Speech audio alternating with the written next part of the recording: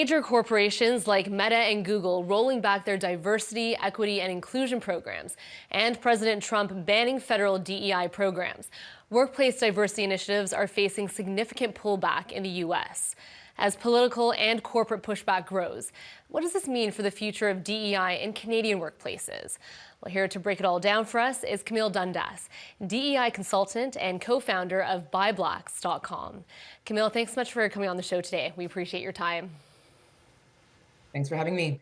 All right, so DEI has become sort of a lightning rod for controversy.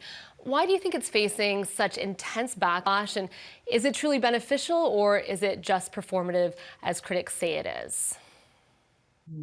Miranda, there is nothing controversial about diversity, equity, and inclusion. And for us to even pose the question, is it helpful or harmful or beneficial or not, is just to perpetuate this myth that DEI is divisive.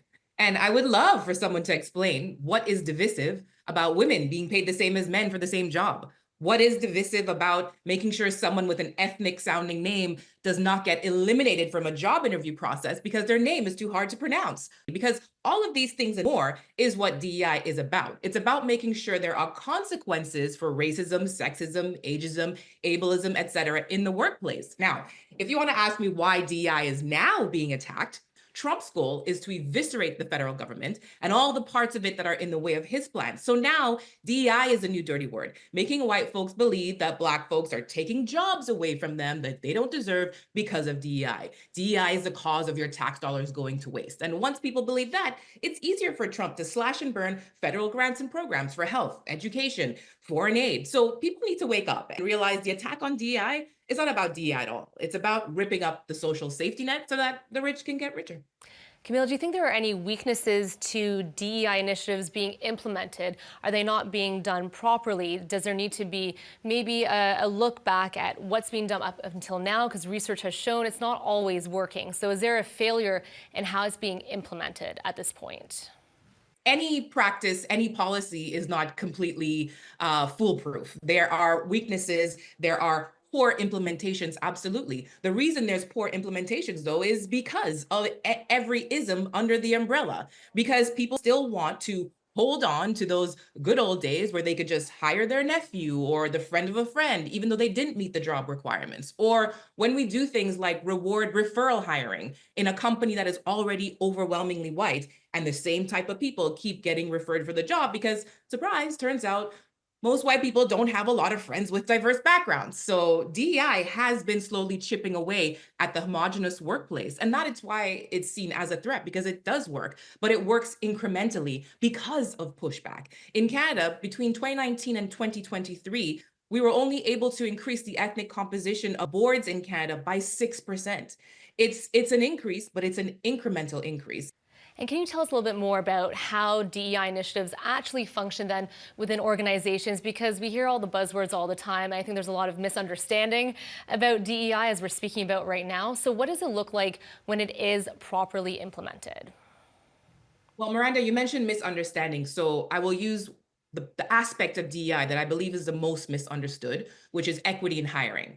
And first, understand why we even need equity programs in workplace hiring. Equity is a response to a problem. That problem is that people are unfairly rejected from all kinds of jobs every single day based on things like race and gender or abilities.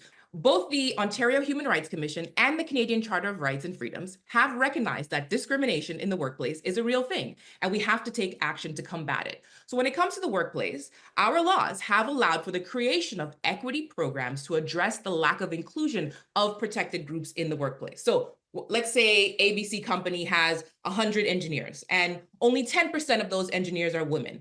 If that company is federally regulated, they will be audited by the government, who will review those numbers and say to them, hey, based on your geographic location and some other factors, you seem to have a problem hiring women engineers, and we'd like to see you do something about it. You should have at least 30% women, for example. So how does the company fix this? Do they go around firing the male engineers so they can hire women? No, absolutely not. And that would be against the law.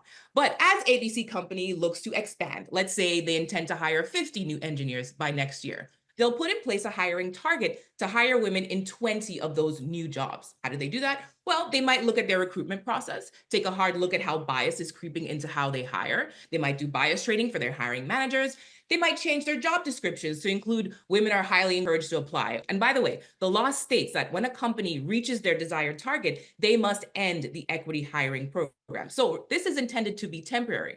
Now, when women apply for the job, they still have to meet the criteria. There is no law that allows or encourages companies to hire unqualified people for a job. The program is in place because we are acknowledging the impact that sexism has had on our workplace. That the reason we don't have enough female engineers applying isn't because they're not smart enough, it's because past laws and norms have actively excluded them, and that is not going to fix itself. And so ABC Company can do more than just look at their job descriptions. They can partner with women engineering groups at universities to find more women candidates, or even at the high school level to encourage young women to pursue engineering as a career. But nothing they do is taking opportunities away from a man. It is just expanding the opportunities for women. That's Camille Dundas, DEI consultant and co-founder of BuyBlacks.com.